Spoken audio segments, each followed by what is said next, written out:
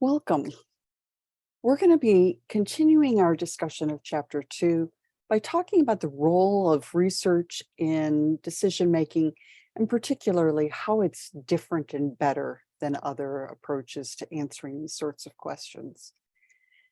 Um, so imagine a study where we had 200 people who got a treatment and improved. Stop and think, would you want to agree that the treatment was a good one and that it worked? I probably wouldn't at this point. What if you knew that 80 people got the treatment but didn't work? So more people got the treatment and improved than didn't. So I'm feeling a little bit more confident about the treatment working. But here's where a comparison group is useful. Imagine that we have, in addition to the people who took the treatment, a group that either got a placebo or, were waitlisted. They didn't get the treatment, and 100 people improved. That's interesting. And what if we know that 40 who did not get the treatment did not improve?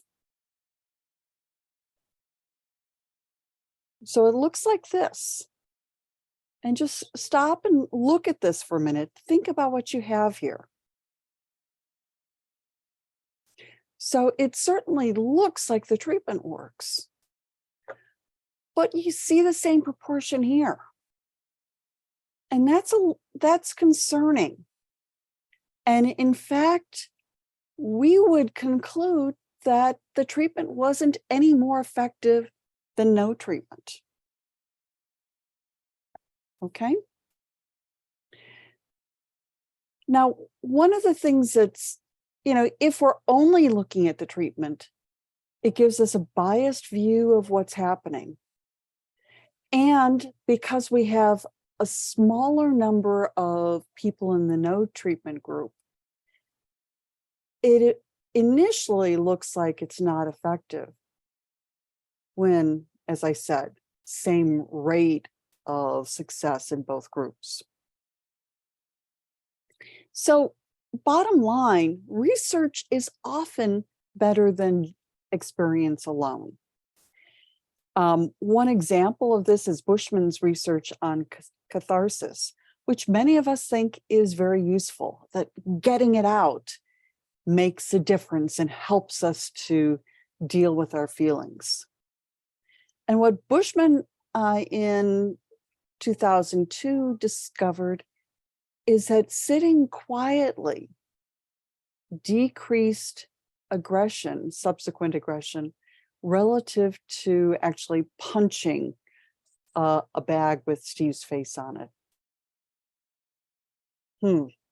So what that suggests is that when we have that comparison, rather than only looking, than not having a comparison, that what we have suggests that catharsis isn't helpful. And note that it's not just a punching bag, because the punching bag exercise doesn't seem to make any difference. It's when the punching bag, the exercise, is tied to Steve's face that it makes a difference. So comparison groups are useful. And we had 2 different comparison groups in the Bushman study. Fisher et al. Were looking at survivorship among women with breast cancer. And in general, surgeons believed that radical mastectomy, that is, removing not just the breast, but some of the underlying bones and shoulder collarbones and ribs, really significantly improved longevity.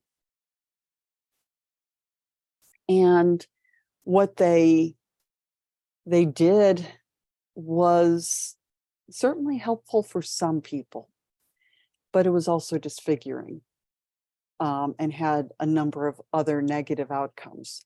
Now, I'm talking about radical mastectomy as opposed to a lumpectomy or just removing the breast.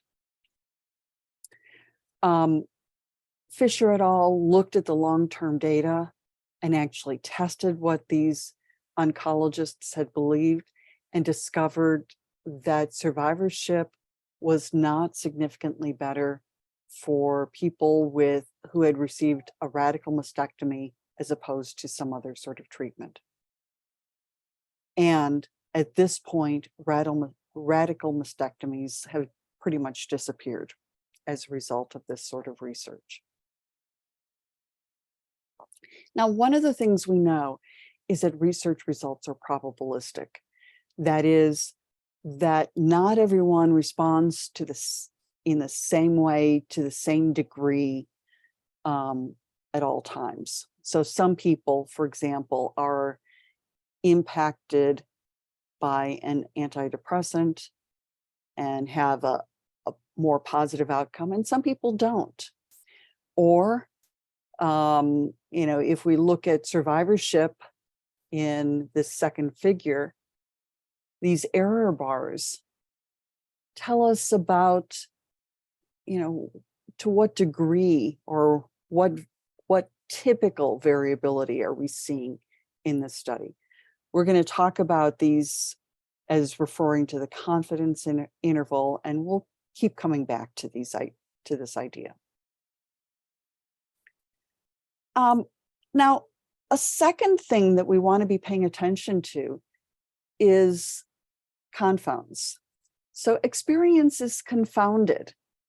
There are other things happening at the same time. So when, for example, I'm taking yoga and seeing some changes in my life, both emotionally as well as physically, perhaps it's due to the yoga, but there are probably other things that are happening also that might account for those changes. Making new friends, making changes in diet, exercising more in other sorts of ways.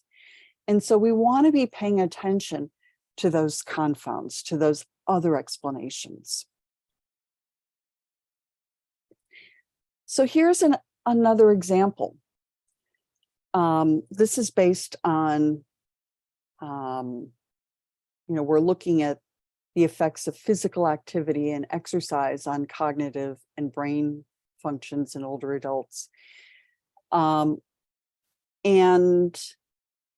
so in this particular study, one group of older adults attended a group exercise class during the study, and the other experienced a weightless control. And what I want you to be thinking about are what's our underlying theory, what's our hypothesis in this particular study, and specifically, what confounds do you see? And you might make some guesses here. So as we're going through, we're going and looking at claims that people make, and we make all sorts of claims. Bathing my baby at bedtime helps her sleep better. Yoga's made me more peaceful and feel better.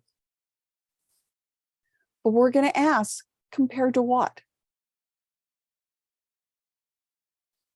What kinds of comparison groups might we want in this particular study? And we might want to draw a simple bar graph with different possible outcomes, such as in the mastectomy study that Fisher et al. Described. And we want to address confounds. What else might have explained what we're seeing?